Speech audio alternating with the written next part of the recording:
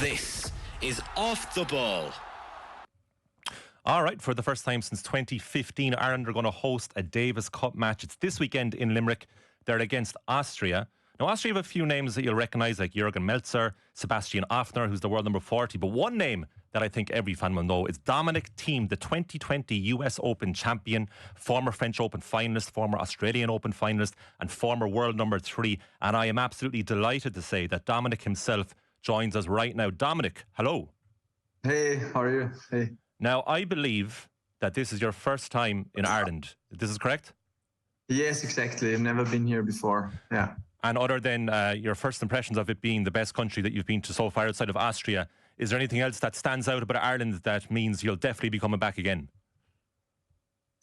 Definitely. We had like a 2 hours ride from airport Dublin to Limerick, and it was really nice. Like the landscape and very green. Little bit like I imagined or like I saw before from pictures, from images. And it's really nice. I want to come back, but hopefully I can make it to the sea in this remaining few days here. Oh yeah, after you play Ireland and maybe Ireland narrowly win, you can help yourself by going the wild Atlantic way on the west coast, and it'll cushion the blow. Now, there's a bit of trepidation on the Irish side here, Dominic, that Austria are heavy favourites here. But what threats do this Irish team pose to Austria this weekend in Limerick? Sorry? What threats do the Irish team pose to Austria this weekend in Limerick? I believe that the arena gonna be packed, gonna be sold out. I heard, which is very nice. And anyway, the level in pro tennis is high. It doesn't really matter which ranking there is. Davis Cup as well is not anymore best of 5 sets; it's best of 3 sets. So a lot of things can happen, and I believe that we, as the Austrian team, we have to be there. We have to be at 100% from the very beginning to don't have any bad surprises. Of course, tennis is such an individual sport, but what is it about the Davis Cup that is so special to players? Can you explain to us, for someone very much obviously in the know, what the differences are in playing with your teammates and your compatriots versus playing on your own? It's actually exactly what you said already before, that tennis, it's such a individual sport. Like we are almost all the year alone, traveling a lot. We have our own team, but it's usually pretty small.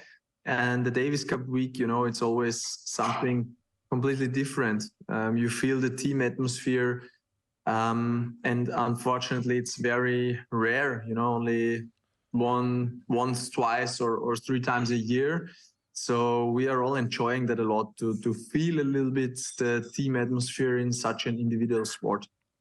Look, I think it's fair to say that the Irish team, of course, there'll be a bit of fear going into this weekend, but certainly the name Dominic Thiem is mentioned and people get excited, and for good reason, of course. I've already mentioned the US Open Championship that you won in 2020, where you were 2 sets to love down against Alexander Zverev. And what's even more remarkable about that is Zverev had never lost from 2 sets to love down until he played you. And you were 2 points from defeat in that final too, and yet you still won it. And people who have been following your career for a while now have noticed, the last few years there's been a lot of injuries. And just this week you were saying that you've been back from injury for 2 years. You finished 100 or so in 2022, 98 last year. And I suppose the key quote, Dominic, is, if I finish the year at 100 again, you have to consider whether this whole thing is still worthwhile. Can you tell us a bit more about those quotes from this week? I really believe in that quote, because I really had some great success in the past, and then some injury problems. And exactly like the last 2 years, I've been working a lot. I've been working hard. And as you said, 2022 and 2023, both I finished like close to 100, which is not what I want. So of course, if I do this again at the end of 2024, I have to think about everything. But at the same time, I have it in my own hands. If I play well, if I play consistent, I really believe that I can rise up the rankings again. And then I will think about many other things at the end of the year, but definitely not if it's still worth it, So everything is in my hands, and yeah, I need to play well and work hard to rise up the rankings again. And there's no reason that you shouldn't be able to do that. Like you say in the same batch of quotes that you want to target the world top 50. And like, if people are following your career, there's no reason you can't. I mean, in terms of the big three, you've beaten Novak Djokovic 5 times, Rafael Nadal 6 times, Roger Federer 5 times. Can the world expect Dominic Thiem to return to that type of form, injury permitted, this year? Yeah, of course. You know, like everybody, including me, wants me back to the level I've been once, where I was like a contender for all the big titles, and like where I could definitely win every game I was attending on the court.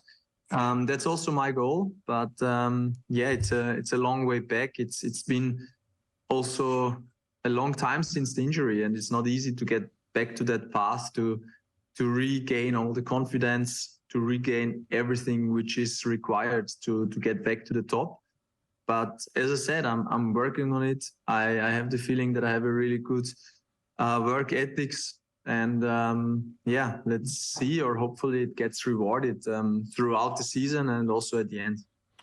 It's a rare opportunity. You get someone in such a good position to give us an insight on what it's like playing against those big three players, Nadal, Federer and Djokovic. Of course, you played Nadal in consecutive French Open finals and Djokovic in the 2020 Australian Open final where you lost in 5 sets. Can you just tell us what it's like to play those three players? You've had success against them. What are their different strengths and what makes them so amazing and such legendary figures of the sport? Yeah, you can, I mean, first of all, obviously they are all three exceptional players, but they are as well exceptional personalities, all three of them. I mean, they are among the greatest athletes of all time, you know, not only in tennis, but in sports in general.